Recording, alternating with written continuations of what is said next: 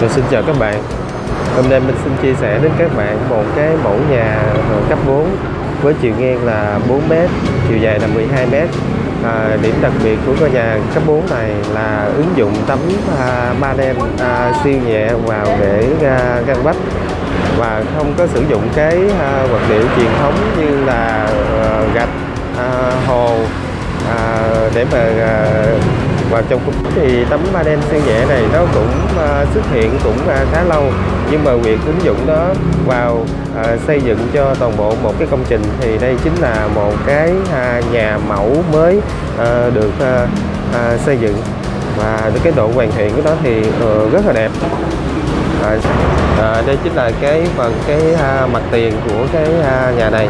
Thì hai cây cột chính đó nó được hoàn thiện bằng cách là ốp alu. Cái mái thì là mái hai mái cũng được ốp alu luôn. Đây chính là một cái quách mà nó đã được hoàn thiện bằng cái tấm panel. Thì giới thiệu sơ về cái tấm panel này, nó có cái khổ bề rộng của nó là 95 và cái chiều dài của nó thì mình có thể cắt theo ý muốn. Có nghĩa là chiều dài của nó mình có thể cắt theo cái chiều cao của cái công trình. Theo như cái cảm nhận của mình đó, thì là khi hoàn chỉnh một cái vách bằng cái tấm panel này á, thì cái độ hoàn thiện của nó rất là cao và nhìn nó rất là đẹp. Cái yếu tố thẩm mỹ của nó cũng rất là chỉnh chu. Đây là cái cửa mà nó được gắn vào trong cái vách panel này. Đây chính là cái cửa nhôm Sinpha. Còn đây chính là một cái cửa lớn cũng bằng nhôm Sinpha. Còn cái nhà này thì nó sử dụng trần thạch cao, nhưng mà cũng là một cái loại trần thạch cao mới với một cái khung xương và cái tấm thạch cao là 60. Đây là cái vách cửa buồng, nó được cũng hoàn thiện bằng cái tấm panel này. Nhưng mà cái xung quanh của nó thì nó sẽ được ốp cái nhôm với cái khổ đó chính là cột bạc khổ 75. Cái nhà này từ ngoài vào trong thì cái sảnh đó chính là 2 m, cái phòng khách là 4 m, cái phòng ngủ là 4 m, còn cái khu vực nhà vệ sinh và cái bếp ở phía sau.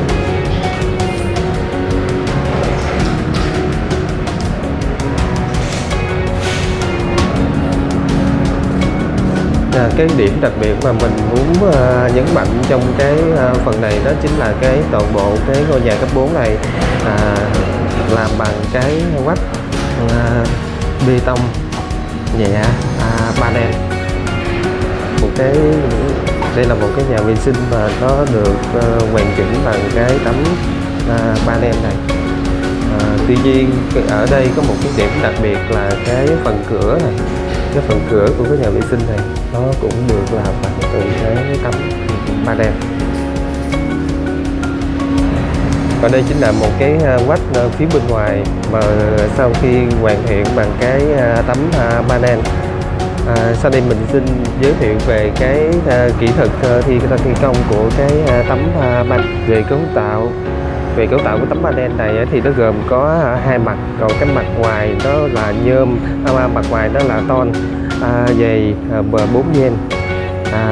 Còn sau đó tới một cái lớp mốt cách nhiệt, tới một cái lớp ton 4 gen. Chiều dày của cái tấm panel này là nó chính là 7 phân. Do đó nó sẽ kết hợp với một cái khung tiền chế sắt hợp là 70 nhưng cho 70, là những cái sắt hợp này nó dùng để nó làm trụ. Sau đó gáp cái tấm panel này vô. Tuy nhiên những cái tấm panel này nó sẽ có một cái ngàm liên kết, và để mà khắc phục cái ngàm liên kết này thì bằng cách là chế keo silicon. Những cái ưu điểm mà cái tấm panel này nó mang lại đó chính là cái giá thành thấp, thời gian thi công nó rất là nhanh, độ hoàn chỉnh rất là cao, có khả năng cách âm cách nhiệt, và thi công đỡ tốn chi phí và nhân công rất là nhiều. Về cái tuổi thọ của cái tấm panel này thì theo như nhà sản xuất người ta công bố thì nó sẽ bằng với cái tuổi thọ của ton, vì ton này nó đã được sơn tĩnh điện. Tuy nhiên cái tấm panel này nó cũng sẽ có rất là nhiều màu. Ton nó có bao nhiêu màu thì cái tấm panel này nó có khả năng nó sản xuất được đúng như những cái màu của ton.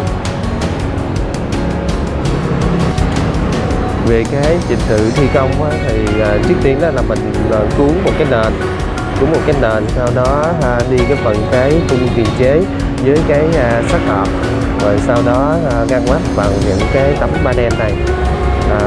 Sau đó thì tiến hành là gáp cửa và hoàn thiện những cái phần còn lại. Thì thật là bất ngờ khi mà tổng cái thời gian thi công của căn nhà này với chiều ngang là 4 m, chiều dài là 12 m, ở thời gian cái thi công đó nó trong thời gian là 1 tuần.